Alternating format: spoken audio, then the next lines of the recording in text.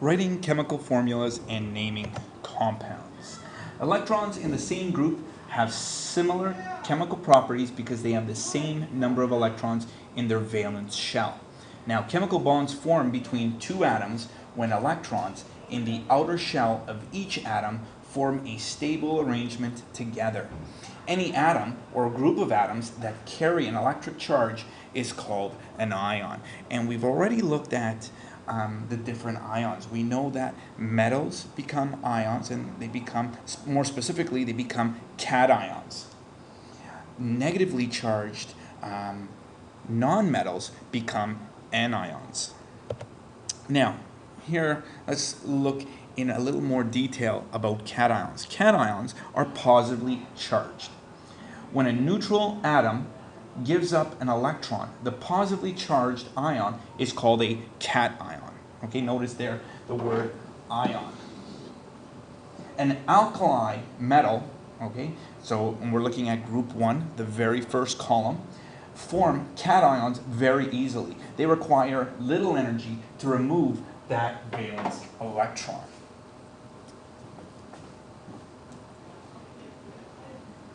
Now, moving on. Anions are negatively charged. Nonmetals gain electrons to obtain a noble gas arrangement. So what they're trying to do is they try to achieve an arrangement of their valence electrons similar to that of its nearest noble gas. Okay? So the halogens, which are part of group 17 or group 7, they must gain an electron to do so. Halogens gain an electron easily, and they release a great deal of energy. Therefore, they too are considered very reactive. So we know group 17 and group 1 are very reactive.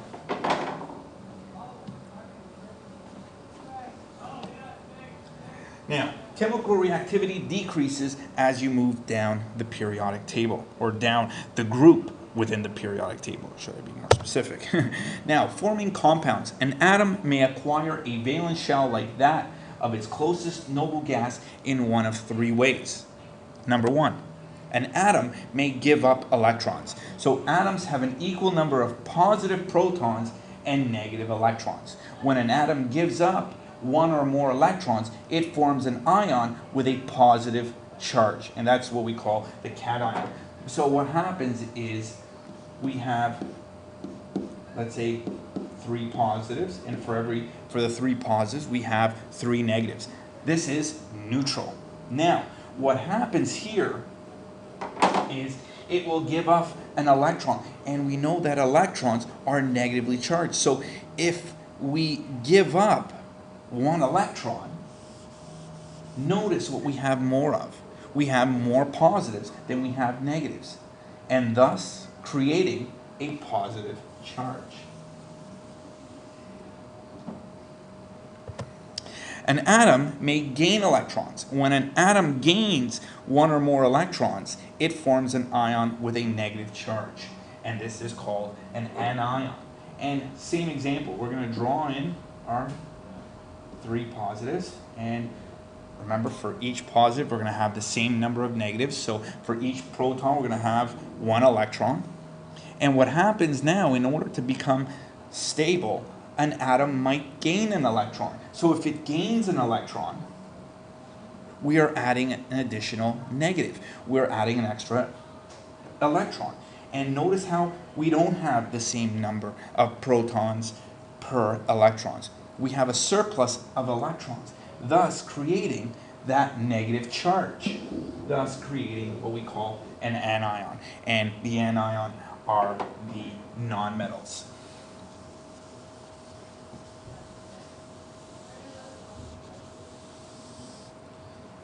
Now, the third way is that they may share electrons. Now, we're not going to be looking too much about sharing of electrons in this chapter, but we will be looking at it in a later chapter.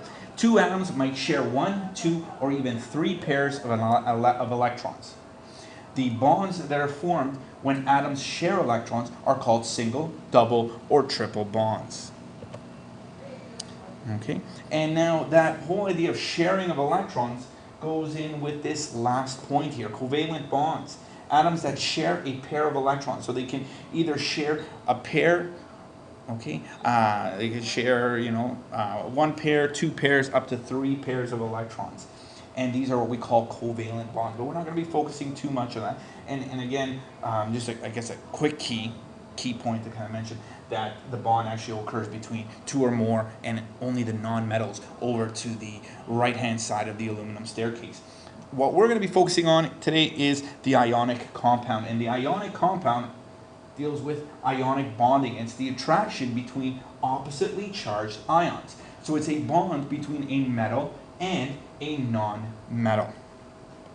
Okay, so we're going to look at this in just a second. Now, a neutral particle that is composed of atoms joined together by covalent bonds are called molecules. Now, here are what we call diatomic molecules. A molecule that contains two of the same atoms. So examples of 7 important diatomics that we're going to be looking at throughout this course, or this unit, is hydrogen, oxygen, nitrogen, chlorine, bromine, fluorine, and iodine. And notice how they're paired up. So hydrogen is paired up with another hydrogen. Oxygen is paired up with another oxygen. Nitrogen paired up with another nitrogen. And they exist as individual molecules. And these are called the diatomics. Now, when writing names and formulas of binary ionic compounds, it's important to know the name change. Okay? What we have is simple anions are named according to the element that forms the anion with the ending changed to IDE. Now, if you notice in this table, the elements that we are looking at are all nonmetals. So we're only looking at nonmetals. And how do we know that we're also talking about nonmetals? Well, I specifically stated anions. Anions are the nonmetals that have turned into ions. Okay. So let's fill in the following table. So chlorine, the symbol for chlorine we know is Cl. Now, the name for the anion version of chlorine, or should we say the ion version, okay, of chlorine is chloride. And the symbol Cl-1. Now notice here, the anion, because we are talking about ion, keyword, ions, we're forming an ion, it has some kind of a charge, and it happens to have a -1 charge. When we look at oxygen, the symbol for oxygen is O. The name is oxide. And the symbol, well, if you look at the periodic table, it can gain 2 electrons, so it would be O-2. Okay. Phosphorus, the symbol is P. The name is no longer phosphorus for the anion, but it's called a phosphide. And phosphide has a charge of -3. And lastly, bromine has a symbol Br, but the anion version of it is bromide. And the charge, or the symbol for bromide is -1. Now notice here that all these, okay, are the anions. And notice how the anion, the ending is IDE. And this is for the anion. Okay, so the nonmetal becoming negatively charged because we're gaining electrons in order to become stable, form the anion with the IDE ending showing a charge. Okay, let's move on. So, something called the crossover rule. Okay, we're going to look at sodium chloride. So we come across the name sodium chloride. Now, first thing that's important to be able to identify is the fact that one's a metal, one's a non-metal. That's the one thing you want to always be able to identify. Whenever you're writing a formula, you first must refer to your periodic table, try to identify which is the metal, which is the non-metal. Okay, so we know that sodium is the metal, chloride is the non-metal. Okay, and well, let's write out the formulas. Na. Okay, identify the chemicals as either metal, or non-metal, or even transitional metals. But we're not going to worry too much about transitional metals just yet.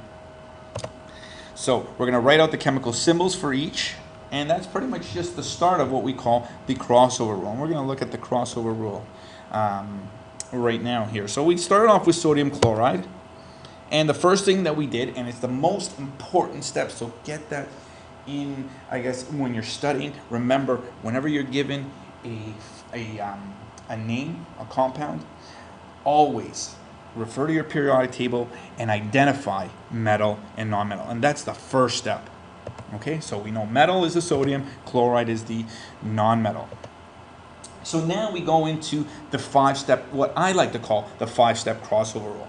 The first step says, write the symbol. So what's the symbol for sodium? Na. What's the symbol for chloride? Cl. Next step says, write the charges. So if we refer to our periodic table, we'll notice that sodium has a +1 charge and chloride has a -1 charge.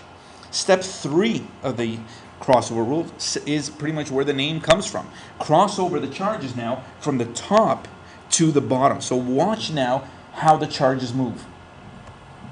The +1 moved down and crossed over. Okay. Step number 4.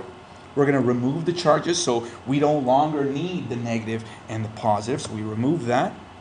And step number 5, we're going to simplify the number, so you treat it like a ratio and you try to reduce it to lowest terms. 1 to 1 is already reduced to lowest terms. So we do the second part of the last part of the 5-step crossover rule, and that is to simplify the numbers and to remove the ones, so we no longer need the ones. So what is the formula for sodium chloride? Well, we put it all together and it becomes NaCl. Now let's look at the configuration of how this ionic bond forms. So we start off with Na and Cl at opposite ends. We draw electron dot diagrams of both of them. So sodium has 1 valence electron, chloride has 7 valence electrons.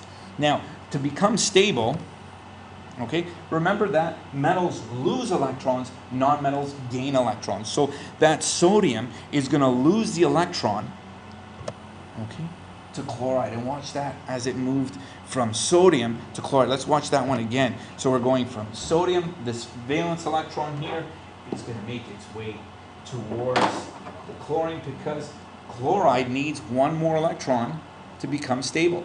Sodium needs to lose that electron to become stable. Okay, so watch it move over. Okay, now sodium lost an electron. It lost a negative. So which does it have more of? Well, it has more positives. How many more positives? It has 1 more positive.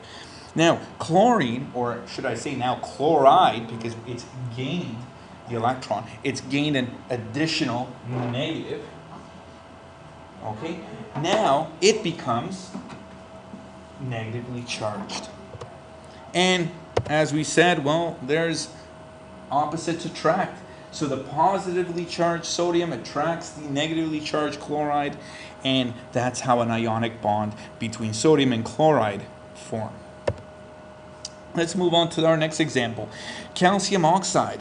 Same thing. First step, identify metal and non-metal. So calcium is the metal, oxide is the non-metal. Next step, we're going to write the symbols, Ca and O. Step number 2, write the charges. So you refer to your periodic table. Ca is a +2 charge, O has a -2 charge. Step number 3, where the name kind of comes from, the 5-step crossover rule. They cross over the charges from top to bottom. And let's watch how the charges move. Okay, they move from the top of one atom to the bottom of the other. Step number 4, we're going to remove the charges. We no longer need them when writing out our chemical formula. Step number 5 says we're going to simplify the numbers. That's the first part of the last step. And we have a ratio of 2 to 2. So 2 to 2 ratio simplifies to 1 to 1. So we write it into 1 to 1. Or we don't really need to, because look at the final step. It says remove the 1s. So we remove the 1s, and the formula for calcium oxide is CaO. So let's see how this bond forms. So we start off with the chemical symbol. we're going to draw in our valence electrons. So there are 2 for calcium, there are 6 for oxygen. Okay, again, we want to remember that metals lose electrons, non-metals gain. So calcium is a metal. Calcium has a tendency to lose those 2 electrons. Whom is it going to lose to? Well, it's going to lose to oxygen because non-metals gain those electrons. So let's watch these electrons as they get lost from calcium and how oxygen gains them. So oxygen gained 2 electrons. Calcium lost 2 electrons. Because calcium lost 2 electrons, it becomes positively charged. But how many negatives did it lose? It lost 2 of them. So which means it has a surplus of 2 protons. So positively charged, plus 2. Oxygen picked up 2 negatives. So it picked up now, it's got a surplus of 2 electrons. So meaning it's -2. And again, since they are oppositely charged, they attract one another. As we said, opposites attract. Okay, let's look at our next example. Magnesium chloride. Again, first step before you do anything, identify metal, non-metal. Magnesium is the metal. Chloride is the non-metal. So now we can go on and use the 5-step crossover rule. Now, if you do not find a metal and non-metal, if the 2 happen to be non-metals, you cannot use the 5-step crossover rule. Okay, the 5-step crossover rule is only for metal and non-metal. So now we can start with the 5-step crossover rule. So we're going to write the symbols, Mg and Cl. Step 2, we're going to write the charges. So the charge for magnesium, +2. The charge for chloride, -1. Step 3, we're going to cross over the charges from top to bottom. So from top to bottom, top to bottom. Step 4, we're going to remove the charges. Step 5, the first part says to simplify the numbers. We cannot simplify it because it's already in lowest terms, 1 to 2. So now the last part of the final step is to remove the 1. So we're going to remove that 1. And now the formula for magnesium chloride is MgCl2. Now let's look at how that bond is arranged. So we draw in magnesium, and magnesium has 2 valence electrons. Chloride has 7 valence electrons. Magnesium must lose 2 electrons. Chloride can only pick up how many electrons? It can only pick up 1 electron. So magnesium is going to lose 1 electron to the chlorine, and now chlorine becomes chloride. Okay, so when magnesium lost the electron, it becomes +1. Okay, when chloride picked up that electron, it became -1. But the problem is magnesium still has 1 more electron. Okay, it still has that 1 more electron. And so we need to get rid of that 1 electron. And where is it going to get rid of it? Chlorine cannot pick up, it's full. It cannot fit more than 8. So what's going to happen is, well, we need another chlorine. So that electron is going to move over to another chlorine. And the chlorine now becomes -1. But watch the magnesium. The magnesium's finally lost the 2 electrons that it wanted to get rid of. And now magnesium is +2, exactly the same charge that you find in your periodic table. And there is the formula, MgCl2. Last example, calcium phosphide. So, same thing, we're going to identify metal, non-metal. Calcium is the metal, phosphide, non-metal. Write the symbols, Ca and P. Step 2, we're going to write the charges, +2, -3. Step 3, we're going to cross over the charges from top to bottom. Watch how they move. Okay. Step number 4, we're going to remove the charges. So we're going to say bye-bye to the charges. And finally, the last step says simplify the numbers, remove the 1s. 3 to 2 is already in lowest terms. We cannot reduce it. Are there any 1s? There are no 1s, so we cannot remove any 1s. So the formula is, as is, Ca3P2. Okay, here are a few practice questions that you can go about completing. Take a minute, pause the video, and see if you can complete these on your own. We're back. Let's take up these practice questions. Beryllium fluoride, BeF2. Sodium nitride, Na3N. Calcium sulfide becomes CaS. Aluminum chloride, AlCl3. Lithium phosphide, Li3P. Barium bromide, BaBr2. Gallium sulfide, Ga2S3. Zinc bromide is ZnBr2. Cesium phosphide, Cs3P. And finally, germanium is GeO.